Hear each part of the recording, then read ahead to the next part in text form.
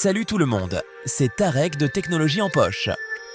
Aujourd'hui, nous allons parler des différents types de sources d'énergie renouvelables.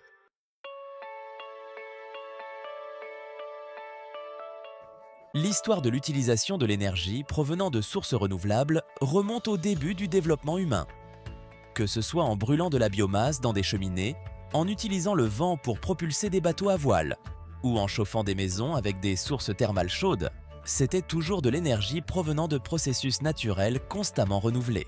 L'utilisation de l'énergie provenant de sources fossiles n'a commencé à prendre de l'ampleur que ces derniers siècles, principalement en raison du développement de l'industrie et de la demande croissante en énergie. En lien avec le changement climatique et le réchauffement climatique, l'humanité revient de plus en plus à l'utilisation courante des sources d'énergie renouvelables. Les sources d'énergie renouvelables sont naturelles autres que les combustibles fossiles, ayant la capacité de se renouveler partiellement ou complètement. Ces sources incluent l'énergie solaire, hydraulique, éolienne ou biomasse. Ces sources d'énergie sont principalement issues du soleil ou de l'énergie géothermique qui résulte de la chaleur générée à l'intérieur de la Terre. L'utilisation principale de l'énergie renouvelable réside dans la production d'électricité, où elle remplace avec succès et de plus en plus la combustion de combustibles fossiles. Certains pays atteignent déjà une forte intégration de sources renouvelables dans leurs réseaux électriques aujourd'hui, mais la tendance à augmenter la part des sources renouvelables dans le portefeuille énergétique est visible dans le monde entier. Au cours des dernières années, plus des 2/3 des nouvelles sources d'énergie installées étaient renouvelables, et la part de ces sources dans la production d'électricité était presque d'1/3.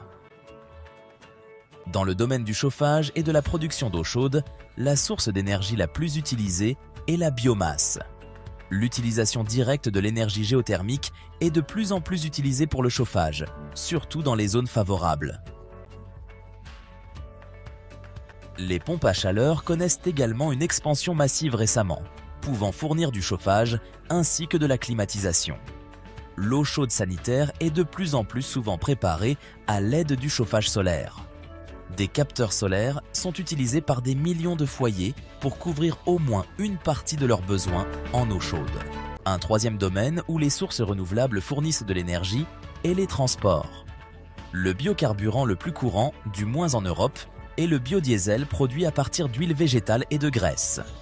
Il est utilisé comme additif au diesel conventionnel pour réduire les émissions de particules et d'hydrocarbures.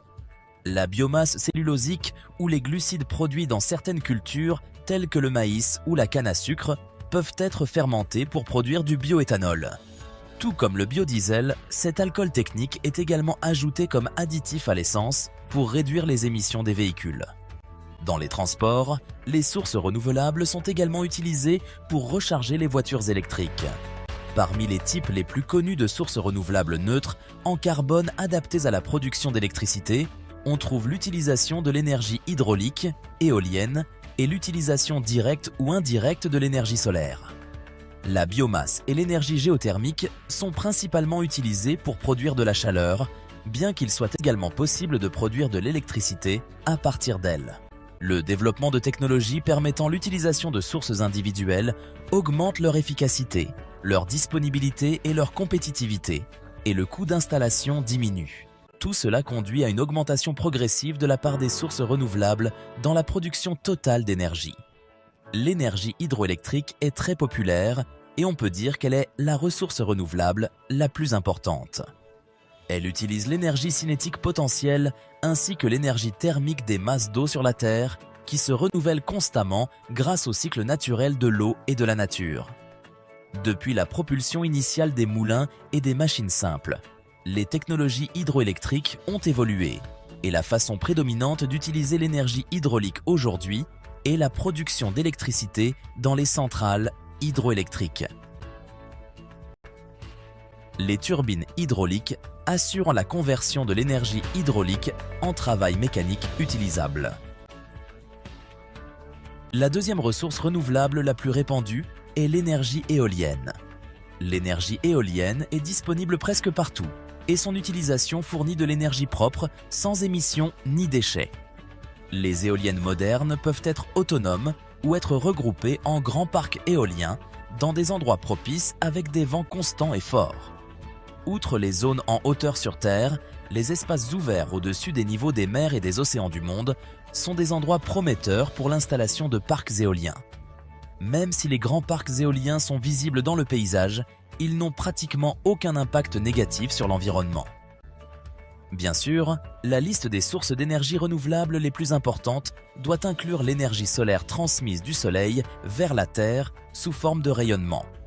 Son utilisation à des fins énergétiques peut être purement passive, par exemple en orientant les bâtiments vers le Soleil, ou active, en incluant des technologies solaires pour le chauffage et la production d'eau chaude, ainsi que des technologies pour convertir l'énergie solaire en électricité, soit directement en utilisant des panneaux photovoltaïques, soit indirectement en utilisant l'énergie solaire concentrée. Un grand nombre de ces ressources décentralisées ainsi que de grands parcs solaires avec une production de plusieurs centaines de mégawatts commencent à trouver leur place dans les stratégies énergétiques modernes. Une autre source d'énergie renouvelable au potentiel intéressant est l'énergie géothermique. Il s'agit en fait de l'utilisation de l'énergie thermique de la Terre libérée lors de la désintégration des éléments radioactifs dans son noyau. Malheureusement, il n'y a pas beaucoup d'endroits adaptés pour la construction de centrales géothermiques, avec une capacité installée plus importante. C'est pourquoi ces sources sont plutôt locales. L'utilisation de cette énergie pour le chauffage ou la climatisation devrait augmenter considérablement. La dernière ressource renouvelable significative et non fossile contenant de l'énergie chimique liée est la biomasse. En plus des matériaux végétaux et du bois bien connus, la biomasse se compose également de déchets animaux et de composants organiques des déchets municipaux et industriels. À des fins énergétiques, la biomasse est le plus souvent brûlée dans des centrales électriques à biomasse et des unités de cogénération. La biomasse joue également un rôle important dans la production de biocarburants. Voilà, c'est tout pour cette vidéo. Je vous retrouverai très bientôt. N'oubliez pas de s'abonner à la chaîne et d'activer la cloche. Vous pouvez aussi nous suivre sur Facebook ainsi que sur le site web mesmanuel.tn.